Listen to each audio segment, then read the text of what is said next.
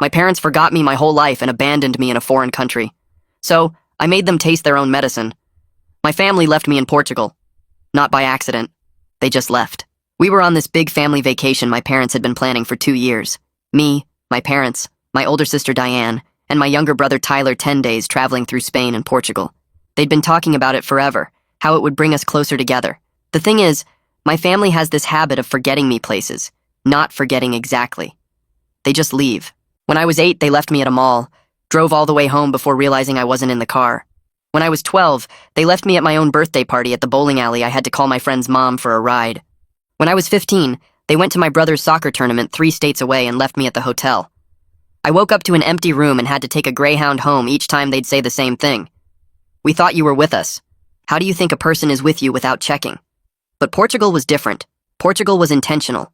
We were in Lisbon on day 7. I'd gone to use the bathroom at this little cafe where we'd stopped for lunch. Came back and they were gone. The table cleared. The bill paid. Just gone. I figured they went to look at the church across the street. Waited 30 minutes. No family. Called my mom's phone. No answer. Called my dad. Straight to voicemail. Diane, Tyler, nothing. The waiter felt bad for me. He let me use the Wi-Fi to check my mom's Instagram. She'd posted a photo from the airport. Already heading home. Great family vacation. The photo had all 4 of them. Smiling. At the airport. They'd left for the airport while I was in the bathroom. My return flight wasn't for 3 more days. The hotel was in my dad's name. My credit card was maxed from buying my share of dinners because my dad kept forgetting his wallet when it was time to pay. I had 40 euros and no way home. I spent the night in the airport, used the last of my money for a sandwich and water, slept on chairs, got kicked out by security at 4 a.m. and had to wait outside until it opened again. For 3 days I lived in that airport, washing my face in the bathroom, eating leftover food people abandoned, charging my phone in hidden outlets. My family never called, never texted, never checked if I made it home. When my flight finally left, I'd lost 8 pounds and hadn't slept more than 2 hours at a time. I got back to find they'd thrown a welcome home party, for themselves, posted photos about their amazing family vacation. Diane had written this long post about how travel brings families together. Tyler posted about being blessed with such caring parents.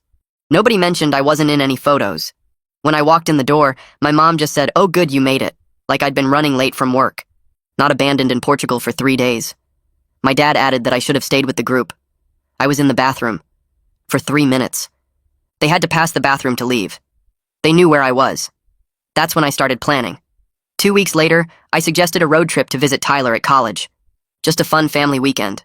They loved the idea. We left Friday morning in my car since it had the most room. I drove. First stop was a gas station 2 hours from home. Everyone got out to stretch. I waited until they were all inside and drove away. Left them at a Shell station off Highway 70 with no explanation. My mom called immediately. "Where are you?" The car was gone. I didn't answer. She kept calling. I turned off my phone. 3 hours later, I turned it back on to 57 missed calls. Finally got through to my dad. "What is wrong with you?" "We're stranded." "Oh no." "Stranded? That must be awful. How far from home?" 2 hours. Wow. I was stranded 3,000 miles from home. In Portugal. For 3 days. But I'm sure you'll figure it out. I hang up before he can respond, and the satisfaction lasts maybe 30 seconds before my hands start shaking. I stare at my phone sitting in the cup holder, and my chest feels tight. What did I just do? I left them at a gas station 2 hours from home, and I feel good about it, and that makes me feel terrible. Am I any better than they are? My brain keeps trying to justify it, telling me they deserved worse, reminding me of 3 days in that airport eating other people's leftovers, but my hands won't stop shaking. I start driving back toward my apartment because I don't know what else to do. The highway blurs a little, and I realize I'm crying, which makes me angry, because why am I crying for them? They left me in Portugal. They drove past the bathroom to get to the airport. They knew exactly where I was.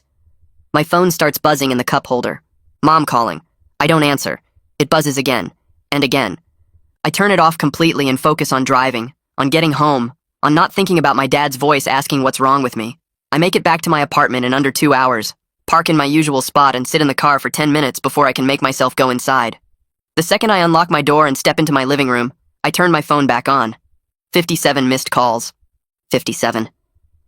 I watch the screen light up with notifications, messages pouring in one after another. Mom's texts start confused. Where did you go? Why aren't you answering? Then they shift to angry. This is unacceptable. Call me right now. Then they get weird and manipulative. We raised you better than this. Family doesn't abandon family. You're breaking your father's heart. I read that last one 3 times. Family doesn't abandon family. The words sit there on my screen and I start laughing. It comes out harsh and a little crazy sounding. Family doesn't abandon family. I'm still laughing when tears start running down my face again. I pace around my apartment reading message after message. Diane sent a bunch too. Mostly variations of call mom back right now. Tyler hasn't texted at all, which somehow feels worse than the flood from everyone else. I open a new message and start typing. Mall, age 8. Bowling alley birthday party, age 12. Hotel during Tyler's tournament, age 15. Lisbon airport, age 20. I add the dates I remember. February 2011, June 2015, October 2018, August this year. I hit send to the family group chat and watch the 3 dots appear immediately as someone starts typing. Then they stop. The dots disappear. 20 minutes pass and nobody responds. My phone stays silent for the first time since I turned it back on. I'm staring at the screen when it starts ringing from a number I don't recognize. Local area code. I answer without thinking. The screaming starts immediately. Diane's voice tears through the speaker so loud I have to pull the phone away from my ear. She's calling me immature and vindictive and a dozen other things. She says I've always been dramatic about normal family mistakes. Normal family mistakes. I hang up while she's mid-sentence about how I'm tearing the family apart.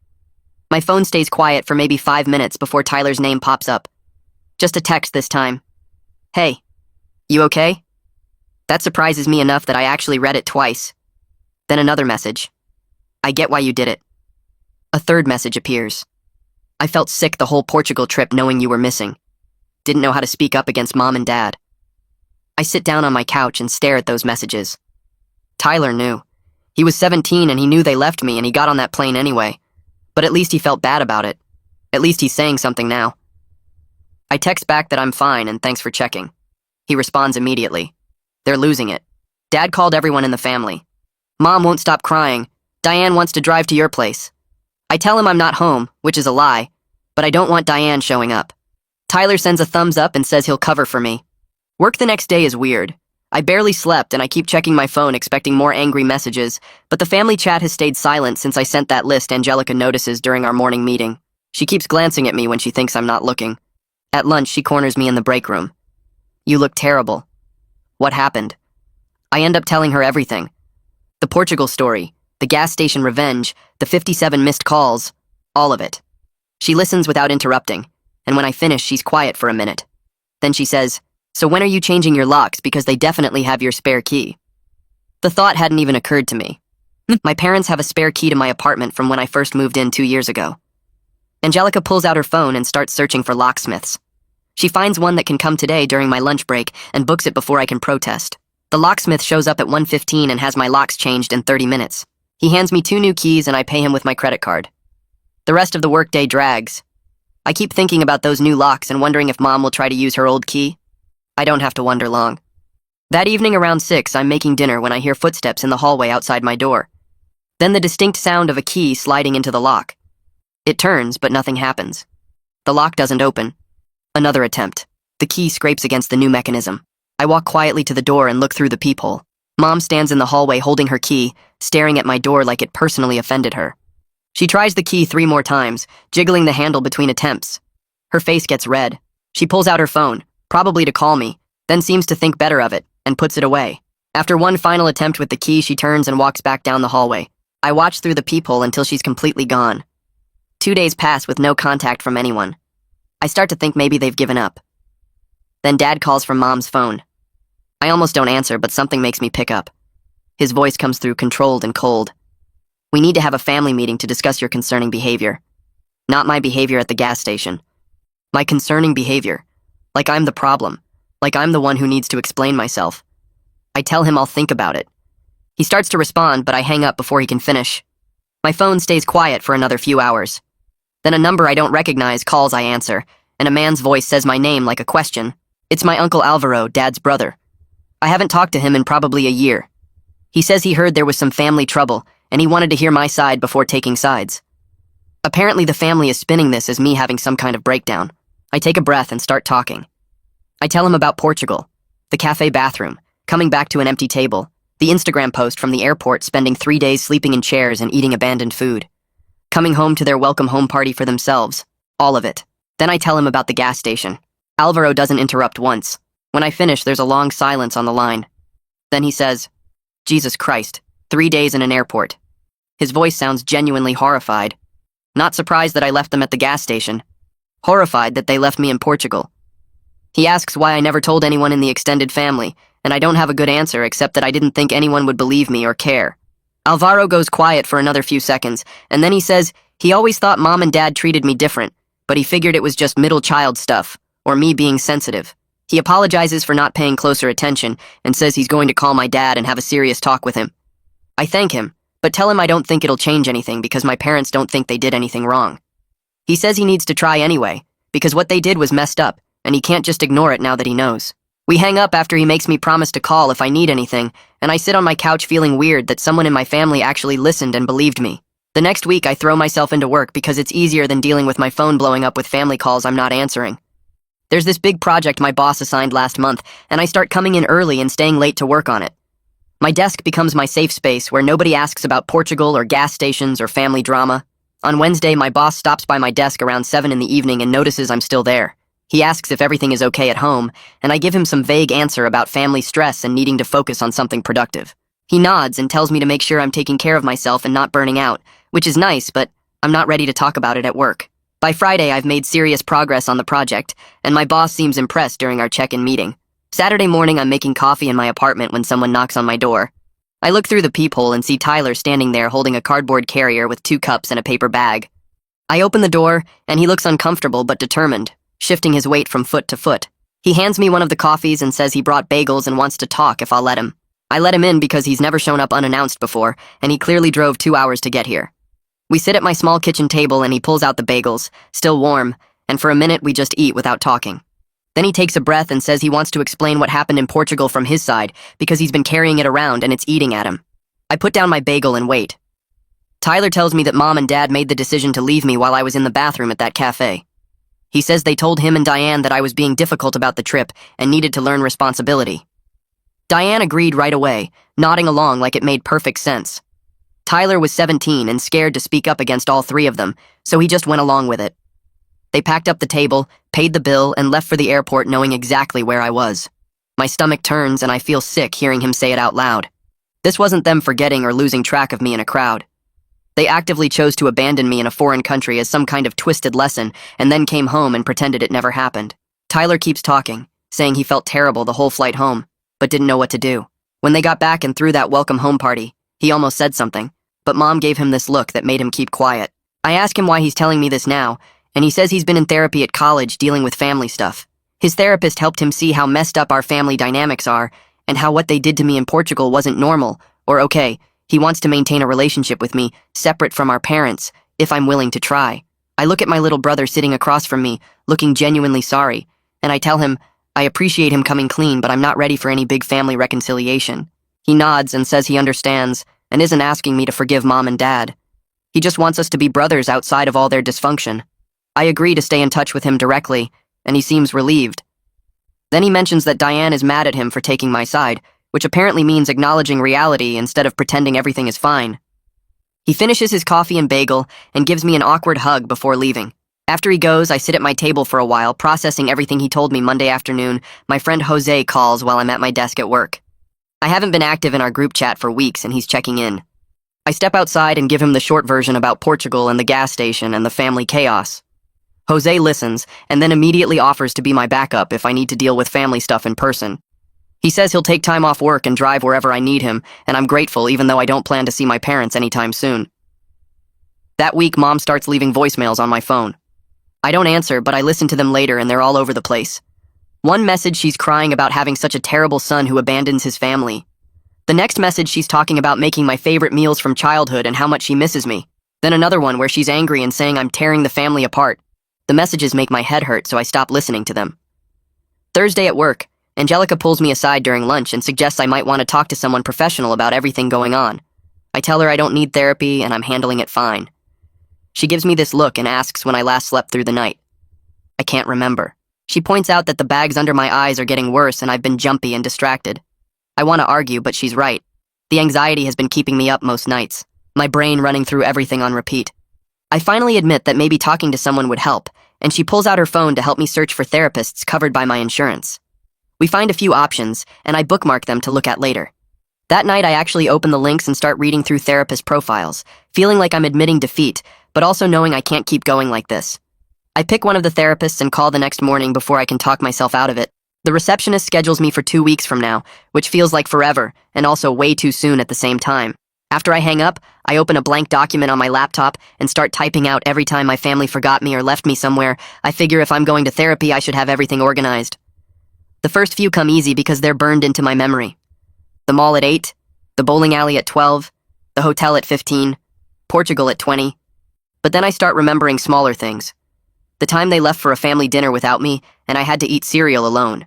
The time Dad picked up Tyler from practice but forgot I was there too, and I had to walk home.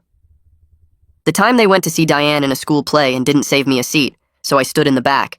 I typed for 3 hours straight, and the list keeps growing. By the time I stop, my hands hurt from typing, and I've got 17 separate incidents written out with dates and details. Some are small, like forgetting to pick me up from practice. Some are huge, like leaving me in that hotel room for 3 days. Seeing it all in one place makes my stomach hurt because the pattern is so clear. This wasn't bad luck or honest mistakes. This was them consistently treating me like I didn't matter for my entire life. My phone rings and it's Alvaro. He sounds tired when I answer and tells me he talked to Dad about Portugal. It didn't go well. Dad insisted I was making things up and exaggerating what happened. He claimed I chose to stay at the airport instead of figuring out how to get back to the hotel on my own. I feel my face get hot listening to Alvaro repeat this. Chose to stay at the airport. Like I wanted to sleep on chairs and eat garbage for 3 days, like I had money for a taxi, or knew where the hotel was, or had any way to get there. The victim blaming makes me so angry, I punch my couch cushion as hard as I can, and pain shoots through my hand. Alvaro keeps talking and says he told Dad that explanation makes him look worse, not better. He sounds frustrated too, like he can't believe Dad would actually say something so stupid. We talk for a few more minutes and then hang up. My hand throbs where I hit the cushion. 2 days later, I get an email from Diane. It's long and says I've torn the family apart with my selfish behavior. She demands I apologize to our parents for abandoning them at the gas station. She writes that they've been crying every day, and their friends keep asking questions they can't answer. She says I'm being cruel and holding grudges over innocent mistakes. I read it twice and feel my jaw clench. I hit reply and type one sentence asking if she remembers Portugal. Send. Her response comes back in under 5 minutes. She says I need to move on from mistakes and stop being so sensitive about everything she tells me to let go of the past and act like an adult. I read it once and then block her email address. I don't need her rewriting history in my inbox. The 2 weeks until my therapy appointment crawl by work helps distract me, but at night I keep thinking about that list of 17 incidents. I read through it sometimes and add details I remember. The morning of my appointment, I almost cancel 3 times but force myself to go. The office is in a boring building downtown, and the waiting room has bland art on the walls. The therapist is a woman in her 40s who seems nice enough. I sit on her couch and feel awkward, but I start talking. I tell her about Portugal and the gas station and everything in between. She listens without interrupting and takes some notes. When I finish, she asks how I feel about what I did at the gas station. I open my mouth to say I feel good about it, but what comes out is that I feel justified and guilty at the same time. Both things are true, and I don't know how to make sense of that. She nods. Like this makes perfect sense to her. We talk for the rest of the session about anger and revenge and what I actually need from my family. She helps me understand that my anger was valid and my action made sense given everything they did to me. But she also points out that the revenge didn't make me feel better or safer. It just gave me a different kind of bad feeling to deal with. She asks what I actually need, and I realize I need them to admit what they did was wrong. I need them to acknowledge the pattern and apologize for real. I need to know they understand they hurt me. She writes something down and we schedule another appointment for next week. I leave feeling weird but also a little lighter. That night, Tyler texts me. He says Mom and Dad are planning to show up at my apartment this weekend whether I want them to or not. He wanted to warn me, so I'm not surprised I thank him, and immediately text Jose asking if I can crash at his place for the weekend. He texts back yes within 2 minutes and says I can stay as long as I need.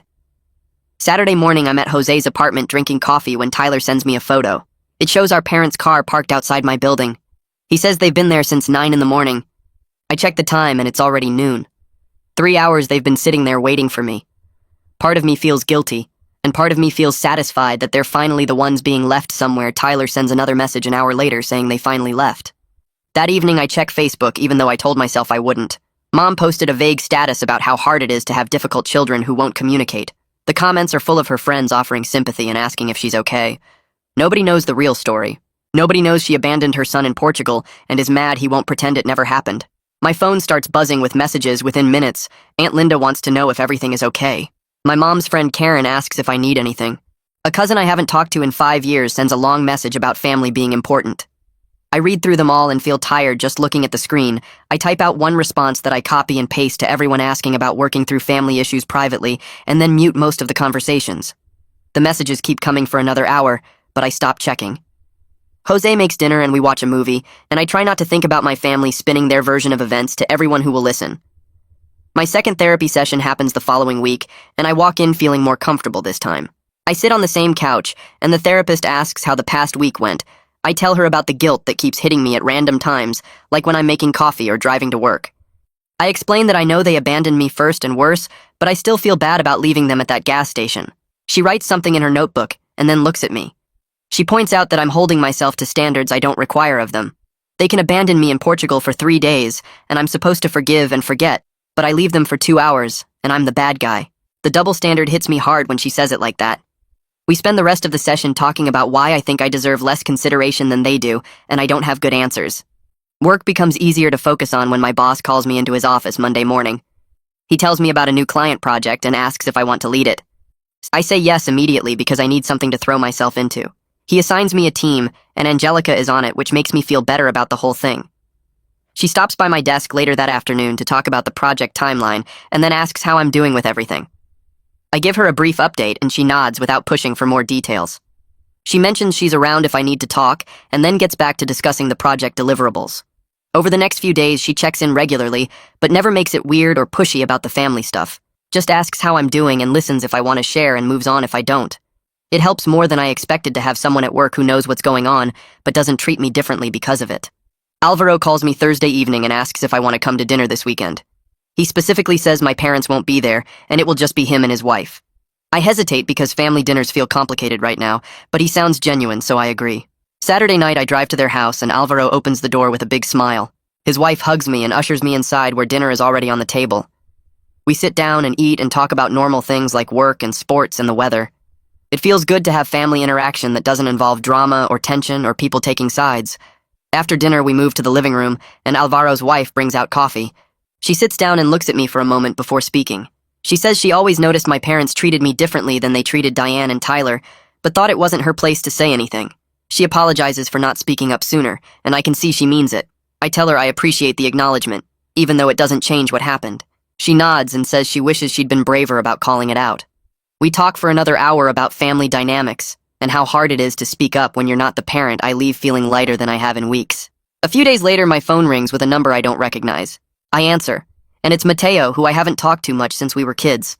He says Alvaro mentioned what's been going on, and he wanted to reach out. He tells me he experienced similar stuff from his mom's side of the family, where they would forget about him or leave him out of plans. He describes feeling invisible at family gatherings and always being the afterthought. I listen and realize someone else actually gets what this feels like. He offers to meet up for coffee sometime, and I agree immediately. We talk for almost an hour about our experiences, and it helps more than I expected to hear someone else describe the same feelings I've had my whole life. Tyler calls me the next evening, and I can hear something in his voice before he even says anything. He tells me he talked to our parents about Thanksgiving and said he won't come home unless they genuinely apologize to me and mean it. There's a pause, and then he adds that they responded by saying, "I'm manipulating him." I feel my stomach drop because of course that's what they said. They can't accept that Tyler sees their behavior as wrong, so they blame me for turning him against them. Tyler sounds frustrated and hurt, and I don't know what to say.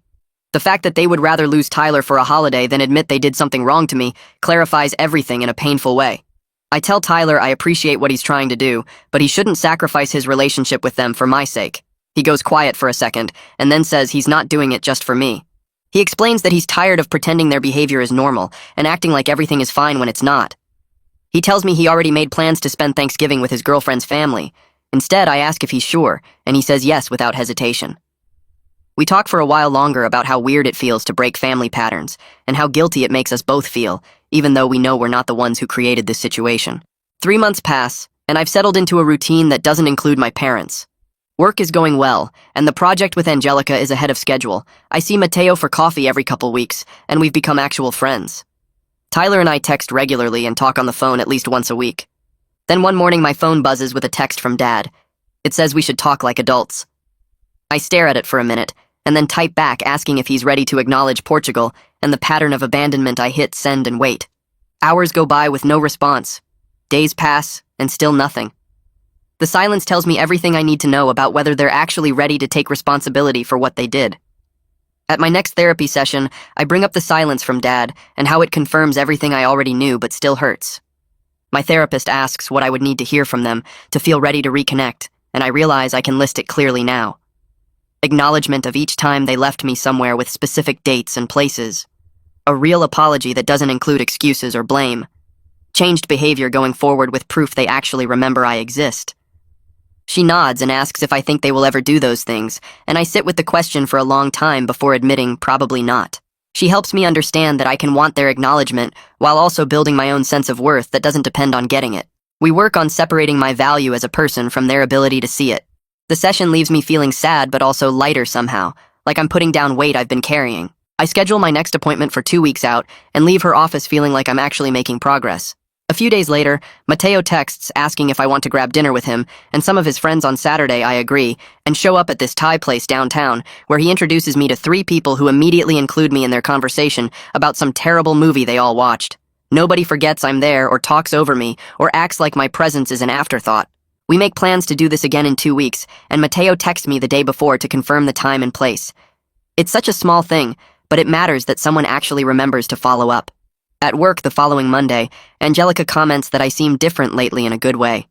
She says I look less tense and more relaxed than I did a few months ago. I think about it and realize she's right. Cutting off contact with my parents has actually reduced my stress in a big way. I'm not constantly waiting for them to forget me or leave me somewhere I'm not bracing for the next time they act like I don't matter. The guilt about the gas station is still there, but it's quieter now, like background noise instead of a constant alarm. I tell Angelica this, and she says that makes sense because I'm not forcing myself to maintain a relationship that hurts me. We go back to work, but I keep thinking about how much better I feel without their chaos in my daily life. Tyler texts on Wednesday, asking if he can visit this weekend, and I say yes. He drives up Saturday morning and we spend the afternoon just talking honestly about our childhood for the first time ever. He brings up things I'd actually forgotten about, like the time our parents missed my 8th grade graduation because they had to go to his soccer game 3 hours away. Or the time they planned a family camping trip around his baseball tournament schedule, but didn't check if it conflicted with my school play. Or how they would ask him about his day every night at dinner, but never asked me. Each memory he shares confirms the pattern I've always felt, but couldn't quite name. I ask him why he never said anything back then, and he goes quiet for a minute. Then he apologizes for not standing up for me more when we were younger. He says he was scared of becoming the target if he spoke up, so he just stayed quiet and let them treat me like I didn't matter. I tell him I get it because he was just a kid trying to survive too. We agree that we want to build our own sibling relationship that's separate from our parents and their dysfunction. Before he leaves on Sunday, we exchange numbers for a group chat that's just us without the rest of the family. It feels good to have at least one family member who sees what actually happened. 2 days later, a letter arrives at my apartment in Mom's handwriting. I stare at the envelope for a while before opening it. The letter is 2 pages of vague apologies that never name specific incidents. She writes about how families have disagreements and how important it is to forgive each other. She says she knows we've had our differences, but family is forever, and she hopes I'll come home soon. There's lots of language about how she's always loved me and how hurtful it is that I'm shutting her out. Not one word about Portugal. Not one word about the airport or the 3 days or any of the other times they left me places. Just generic statements about family bonds and forgiveness. I read it twice and then put it in my desk drawer. That night, I pull out a notebook and start writing my own letter that I know I'll never send. I detail exactly what I need from them. Acknowledgement of leaving me at the mall when I was 8 with the date and location. Acknowledgement of leaving me at my own birthday party at 12. Acknowledgement of leaving me at the hotel during Tyler's soccer tournament at 15. Acknowledgement of abandoning me in Portugal for 3 days with 40 euros and no way home. A genuine apology for each incident without any excuses about thinking I was with them or saying I should have stayed with the group.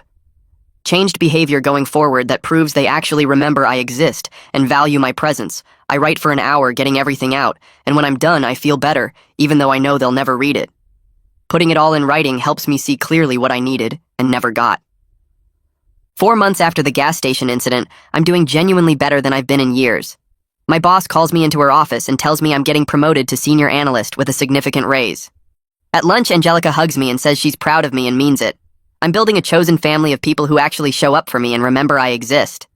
My friendship with Angelica has deepened into something real, where we text each other random thoughts during the day and meet up on weekends.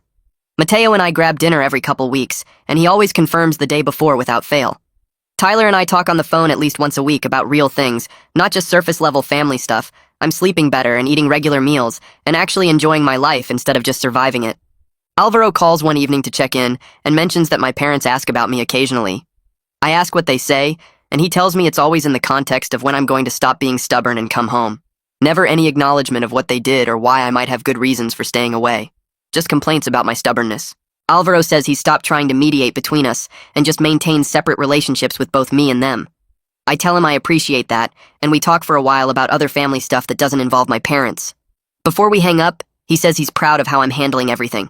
The next day, Tyler calls with an idea. He asks if I want to spend Christmas together, just the two of us doing things we actually enjoy, instead of performing family togetherness for our parents. I immediately say yes, and we start planning. We decide to rent a cabin in the mountains for 3 days and spend the time hiking and playing board games and cooking meals. We actually like no forced family photos or fake smiling or pretending everything is fine. Just two siblings who actually want to spend time together, building something real. My next therapy session happens 2 days after Tyler and I finalize the cabin plans. I walk into the office feeling lighter than usual, and my therapist notices right away.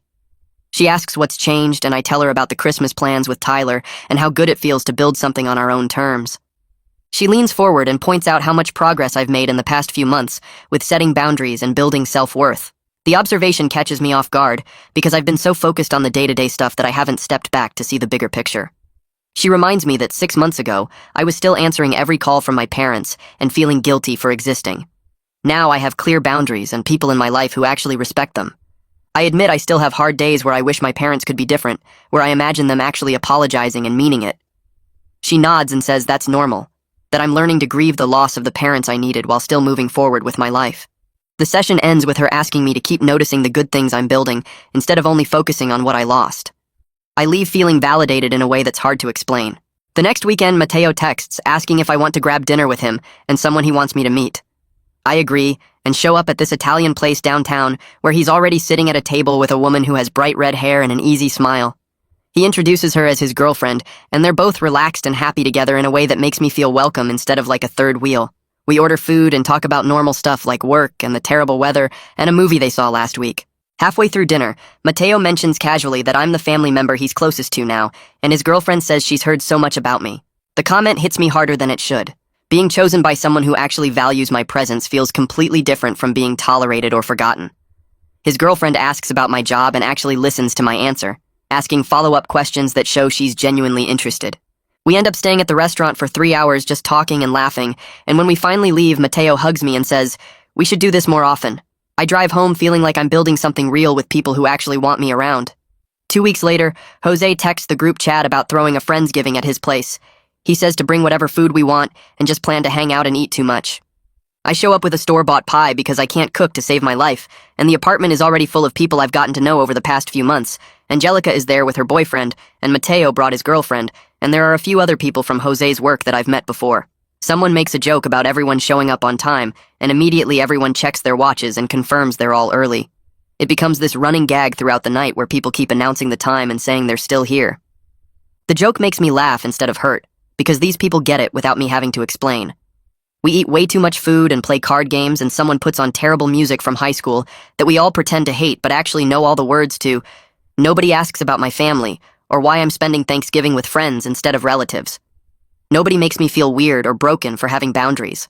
I'm just there, wanted and included, and it feels so normal that I almost can't believe this is my life now. When I leave that night, Jose hugs me and says he's glad I came, and I realize I haven't felt this genuinely happy in years. The next morning, I'm scrolling through my phone over coffee and realize I haven't checked my parents' social media in over a month. The thought just appears in my head, and I actually have to think about when I last looked. It used to be this compulsive thing I did multiple times a day, checking to see if they posted about me, or if they were pretending I didn't exist. Now I don't even feel the urge to look. Their public image of the perfect family doesn't affect me anymore because I'm not trying to fit into their story. I'm writing my own story with people who actually see me.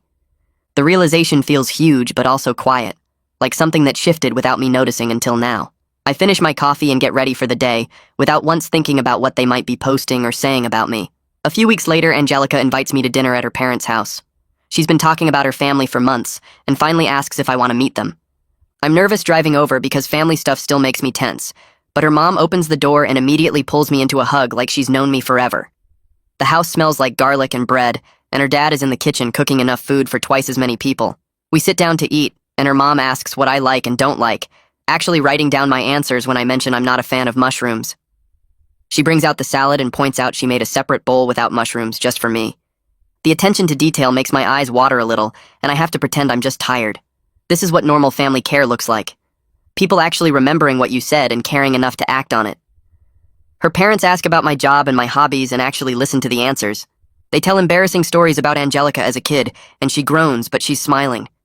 Nobody forgets I'm there or talks over me or acts like my presence is an inconvenience. When I leave that night, her mom hugs me again and says, I'm welcome anytime, and I can tell she actually means it. I drive home feeling like I just saw what I missed out on my whole childhood, but instead of making me sad, it makes me grateful that I found people who can show me what I deserved all along. Tyler calls a few days later and his voice sounds weird. He tells me Diane reached out to him asking about me and how I'm doing. I ask what he said, and he tells me he said she'd have to apologize directly to me if she wants contact, that he's not playing messenger. There's a pause, and then he adds that she got angry and hung up on him. The news doesn't surprise either of us. Diane has always been the most like our parents, always protecting their image and never questioning their behavior. Tyler says he's done trying to bridge the gap between me and them. He's realized he was always making himself smaller to keep the peace, and he's tired of it. We talk for a while about how weird it is to set boundaries with family and how guilty it makes you feel even when you know you're right. Before we hang up, he reminds me about our Christmas cabin trip and says he's really looking forward to it. Me too, I tell him, and I mean it. My 6-month therapy check-in happens on a cold morning in early December. My therapist pulls out her notes from our first session, and we compare where I was then to where I am now. The difference is significant enough that even I can see it. My anxiety symptoms have decreased noticeably. I'm sleeping through the night most nights instead of waking up at 3 in the morning replaying every time my family forgot me. I'm eating regular meals instead of forgetting to eat because I'm too stressed. Most importantly, I'm actually enjoying my life instead of just surviving it. She asks what I think made the biggest difference, and I tell her it was probably the combination of setting boundaries and finding people who actually show up for me. Having proof that I'm not the problem, that I can have healthy relationships with people who value me, changed something fundamental. We talk about my goals for the next 6 months, and I realize most of them are about building on what I have rather than fixing what's broken. I want to deepen my friendships, maybe try dating again, focus on my career. None of my goals involve my parents anymore, and that feels like progress. The work email comes 2 days later. My boss forwards me an invitation to a conference in Lisbon happening in 3 months. The company will pay for everything, and it's a good opportunity for networking and professional development. I stare at the word Lisbon on my screen and feel my chest get tight. My first instinct is to panic, to say no immediately, to avoid Portugal forever. But then I sit with the feeling for a minute and something shifts. I think about how much I've changed in the past 6 months. I think about how I've built a life I'm proud of, and how I'm not the same person who got abandoned in that airport. I reply to my boss saying I'm interested, and then I book the trip before I can change my mind. I'm going to reclaim that country for myself. This time I'll have a proper hotel room with my name on the reservation. I'll have plenty of money in my account. I'll have people back home who know exactly where I am and will check in on me.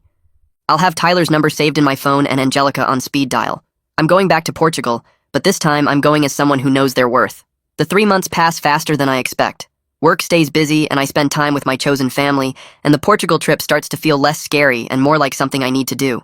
When I finally board the plane, I'm nervous but not terrified. I land in Lisbon and take a cab to my hotel, a nice place in a safe neighborhood with a comfortable bed and a view of the city. The first day I just walk around getting used to being back. The city looks different now, or maybe I'm different. I eat at cafes and visit shops and nobody abandons me. On the second day, I make myself go to the airport. I take the metro there and walk through the terminals until I find the section where I spent those 3 days. The chairs look the same. The bathroom where I washed my face every morning is still there.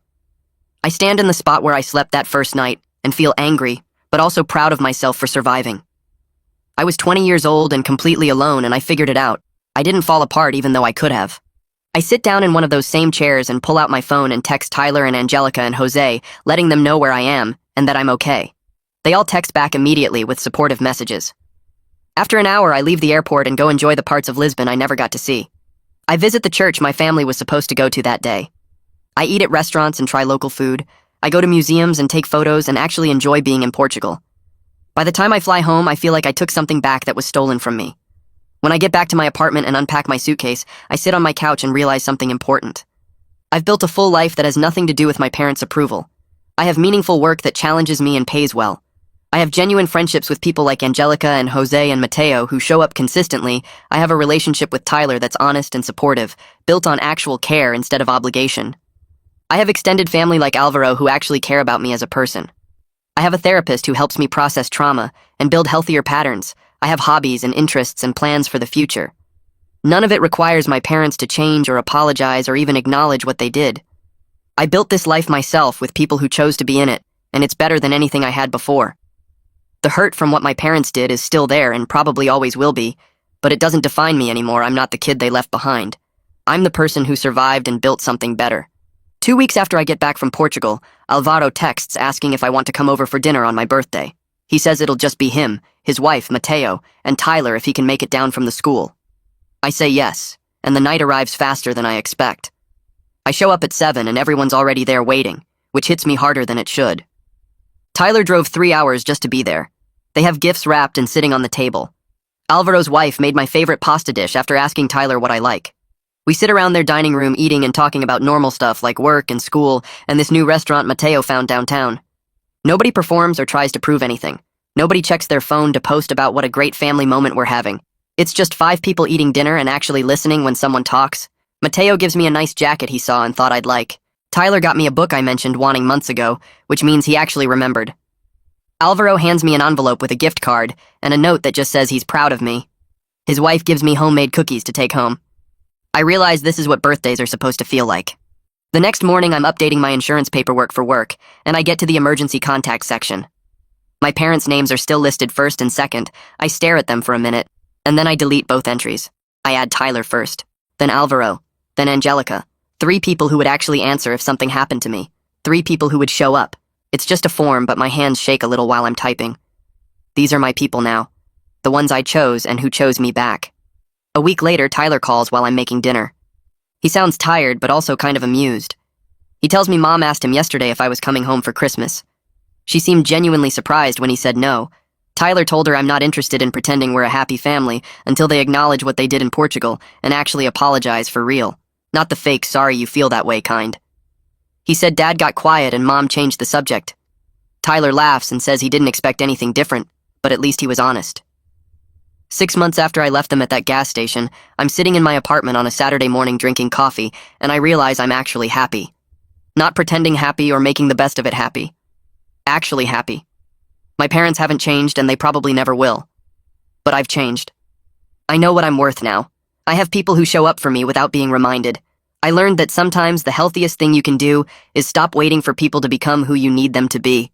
Tyler and I are planning a road trip for next summer. We're both driving our own cars just in case, which makes us laugh but also feels right. I still carry hurt from everything they did. Some mornings I wake up angry about Portugal or the mall or the bowling alley or the hotel, but it doesn't define me anymore. I'm not the kid they kept leaving behind. I'm building something better with the people who actually choose to remember I exist.